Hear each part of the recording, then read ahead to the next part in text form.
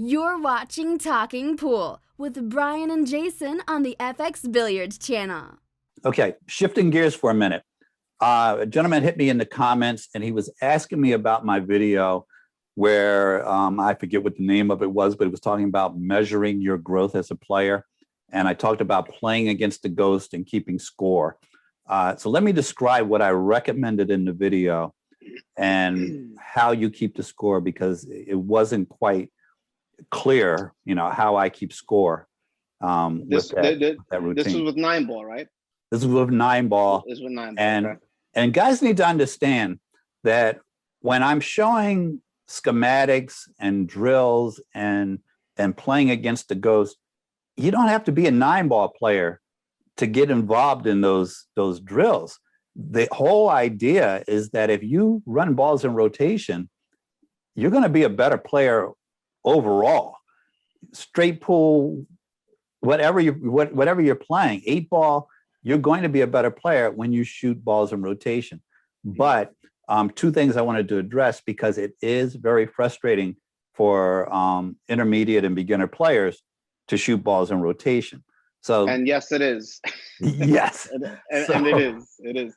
But it definitely does change a game. I mean, I could attest to it 100%, because I don't care what game you're playing, the position of where you end up after your every shot is critical. Mm-hmm. And in 9-ball is where you really get to exploit that. So yeah, I agree with that. And guys like Efren came up playing rotation, where you got 15 balls on the table and you're shooting them off in numerical order. So think about that. So anyway, I wanted to answer his question about how I keep score. The important thing about these things, when I show a video where you're keeping score for your growth, you can use your own system. You don't have to use my system, but I'll give you an idea how I play it. I use a 9-ball rack, which in a minute I'll talk to you about why maybe you don't want to use a full 9-ball rack. But I use a 9-ball rack. I play against the ghost, which means after the break, I take ball in hand, and now I'm shooting them off in rotation, just like you would at 9-ball. For each ball that I make before missing, I get 1 point. So if I make 5 balls and then I miss, there's 5 balls for that rack, and then I'm going to shoot 10 racks. So I remember this. Yeah. Right. So he wanted to know, how do you score it? Also, if you make a ball on the break, that's 1 point. You want to have 1 point for making balls for each ball you make on the break, because the break is very important. You should get rewarded for making balls on the break. So if you make 2 on the break, mm-hmm. take ball in hand, run off 3 balls before you miss, that's 5. You got 5 points. Now I also give myself 2 points for the 9-ball. So if I shoot a combination and I make the 9-ball, the 9-ball is worth 2 points. Or if I run the rack and get to the 9 is worth 2 points. So you're playing with a total possible 10 points.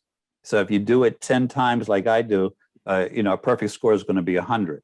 And then, so you have each one of these brackets, and then you tally them up and you keep track of it. So this might be a silly question, but if you break them out and the 1 is right in a position to hit the 9 right in, are you just ending up with a score of 3? No, you keep shooting. Oh, that's a very good question.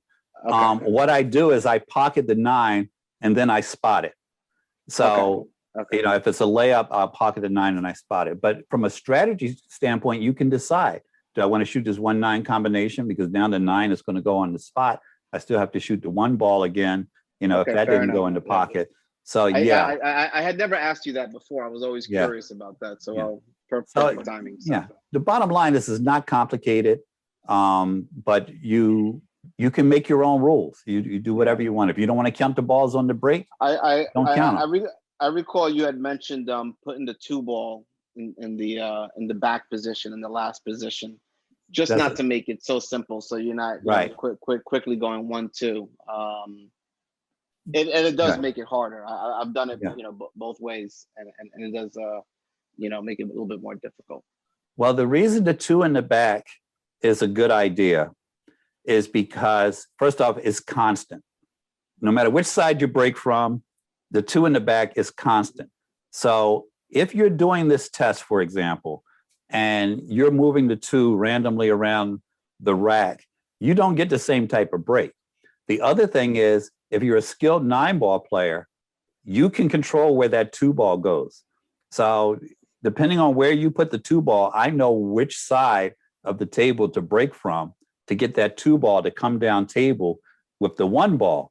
But if you put it in the rear, it's a little bit more difficult for me to control that 2-ball. That's why in a lot of events now, they put the 2 in the rear, because guys just simply look at the rack and know, hey, that 2-ball is at the 11 o'clock spot. If I break on the left-hand side, the 1's going to come down table and the 2's going to come down table.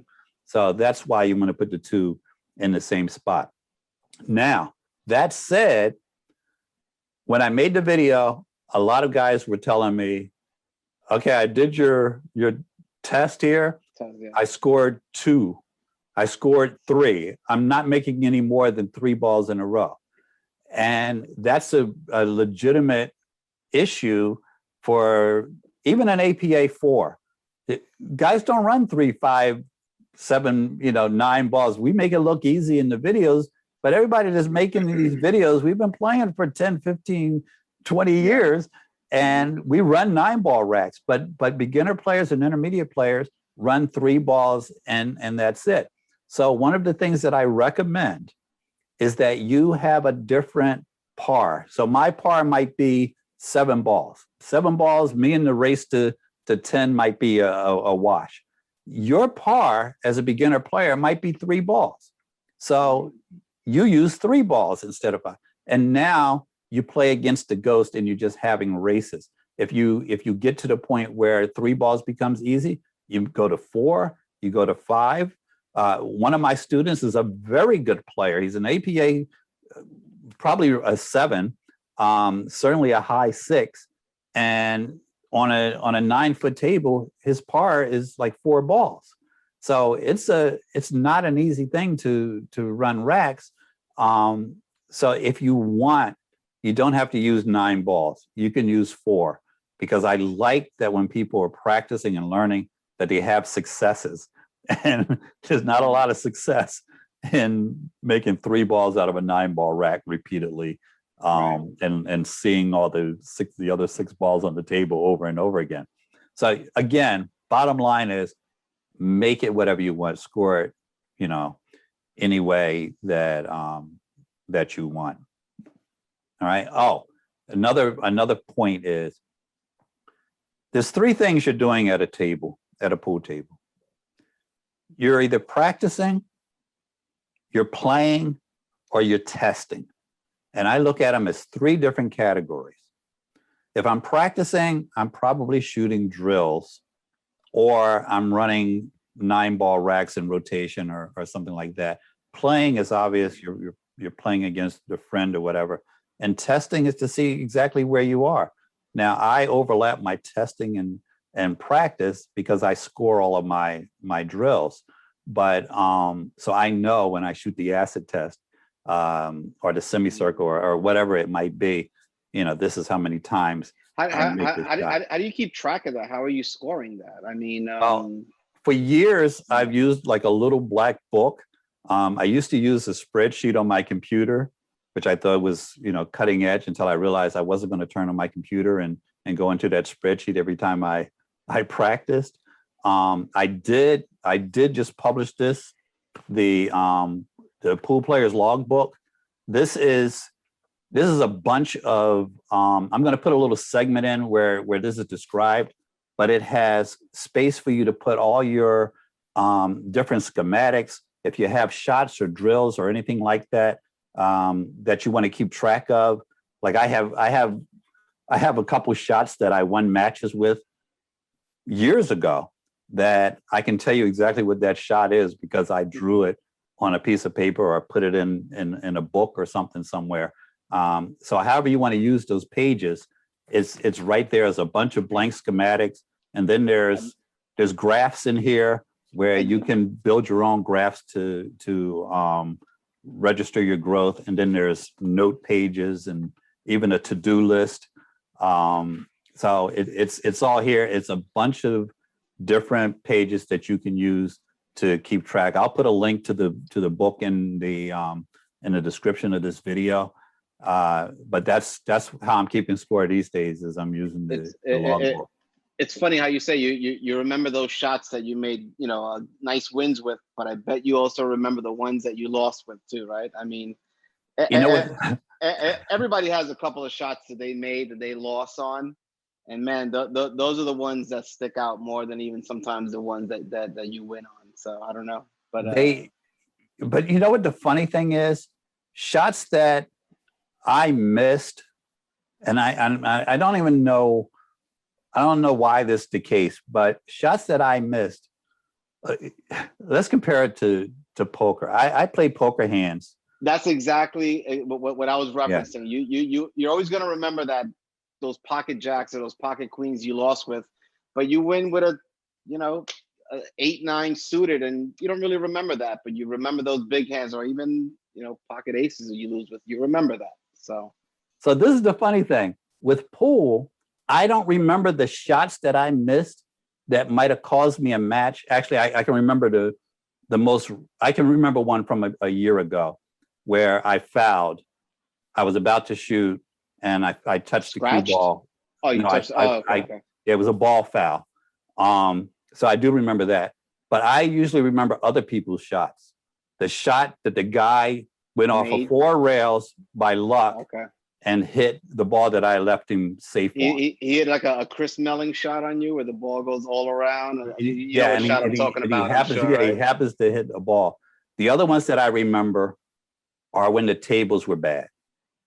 And I don't want to call out any establishments, but I played at a place, let's just call it Pepper.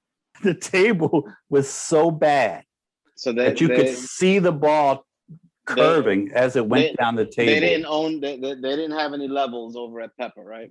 They had levels, which I think they used one day, and they put the table on a dance floor, and the table was sliding. There was no grip on it.